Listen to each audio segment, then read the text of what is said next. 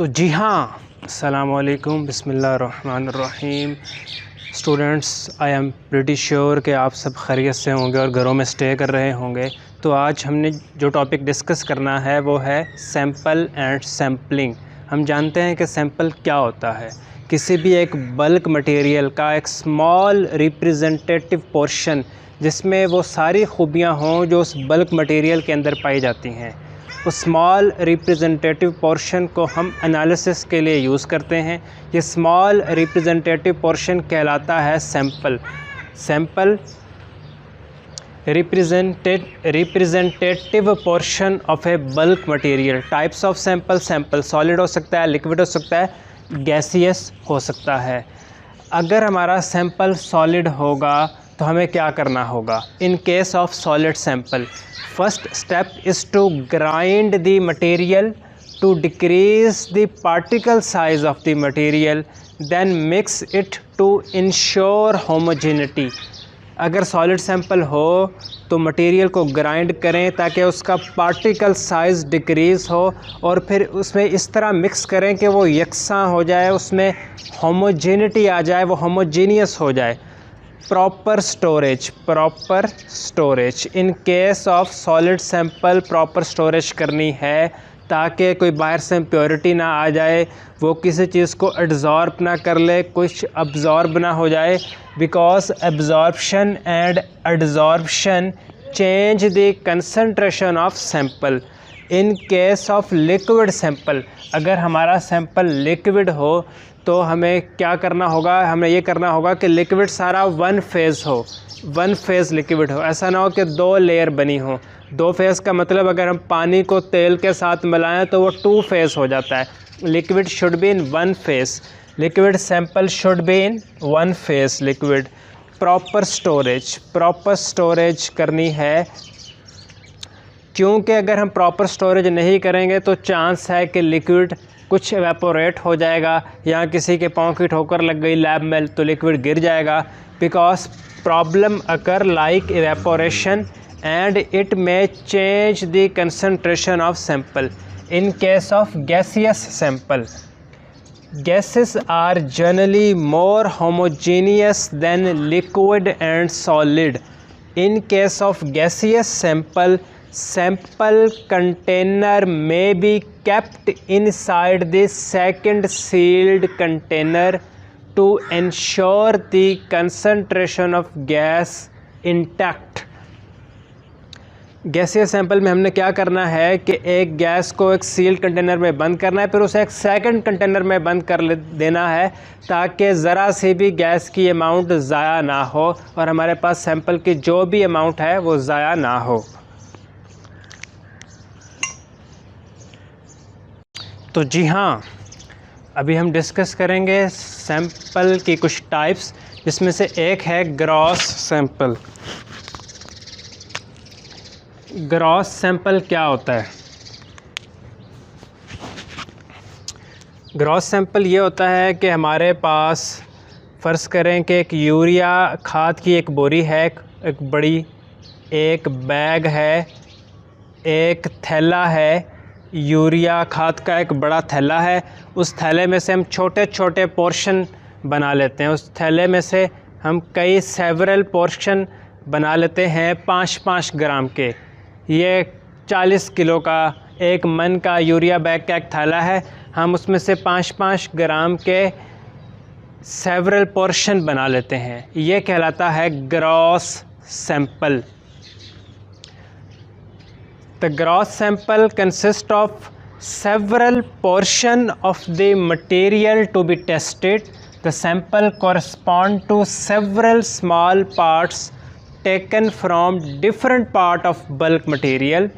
Chemists call the collection of sampling units gross sample.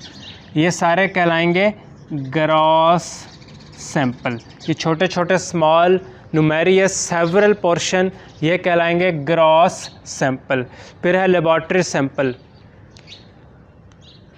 Laboratory sample क्या है? Gross sample का एक छोटा हिस्सा जिसको हम लेबॉर्ट्री में एनालिसिस के लिए इस्तेमाल करते हैं, उसे लेबॉर्ट्री सैंपल कहते हैं। For analysis in the laboratory, the gross sample is usually reduced in size and made homogeneous to become the laboratory sample. Laboratory sample is small portion of gross sample. Gross sample का एक छोटा हिस्सा जिसको laboratory में analysis के लिए use किया जाता है उसको ग्रॉस सैंपल लेबॉर्ट्री सैंपल कहते हैं. Analysis sample, the analysis sample वो सैंपल है जो एक्चुअली में एनालाइज्ड हुआ हो, वो अमाउंट सैंपल की जिसका एनालिसिस हुआ हो, जिसका तज्जिया हुआ हो, जिसको एनालाइज्ड किया गया हो, उसको कहते हैं, उस सैंपल की अमाउंट को कहते हैं एनालिसिस सैंपल. उस सैंपल की अमाउंट जो एक्चुअली एनालाइज्ड हुई हो उसको कहते हैं एनालिसिस सैंपल. तो जी हाँ, अब जो हमारी डिस्कशन होने जा रही है वो है classification of quantitative analysis on the base of size of sample. Size of sample की बेस पे हम बात करेंगे.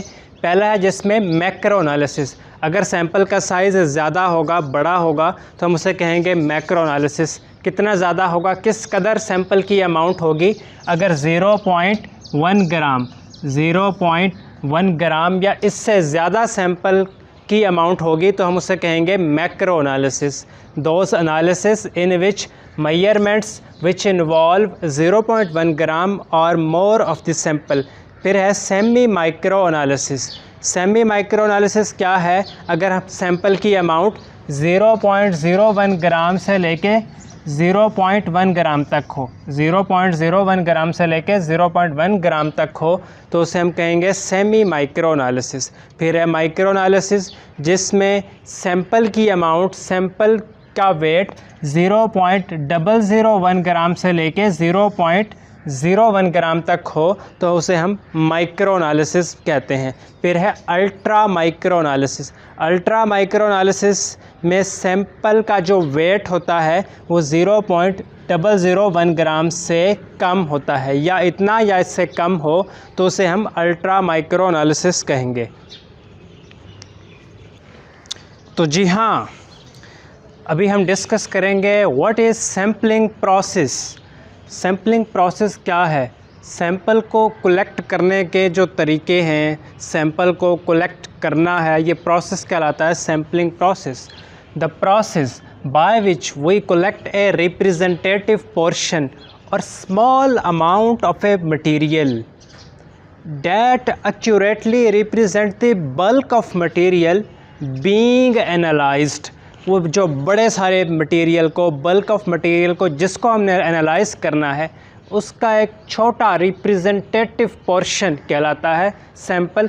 इसको कलेक्ट करना कहलाता है sampling process. Sampling operation, sampling process के दौरान हमें कुछ बातों का ख्याल रखना होता है. उसमें से पहली बात यह है कि सैंपल हमारा होमोजीनियस हो, यानी कि सैंपल में यकसानियत हो. जिस बल्क मटेरियल से हम सैंपल लें, उस बल्क मटेरियल की सारी प्रॉपर्टीज़ उस छोटे से सैंपल में मौजूद होनी चाहिए. The sample should be homogeneous. For absolute accuracy of the sample must consist of the entire body of the material. Size of sample की बात करें तो लिक्विड अगर हमारा सैंपल हो तो हम उसका साइज़ ml में लेंगे, सॉलिड हो तो ग्राम या मिलीग्राम में लेंगे. फिर devise totally independent method of sampling to minimise the possibility of error.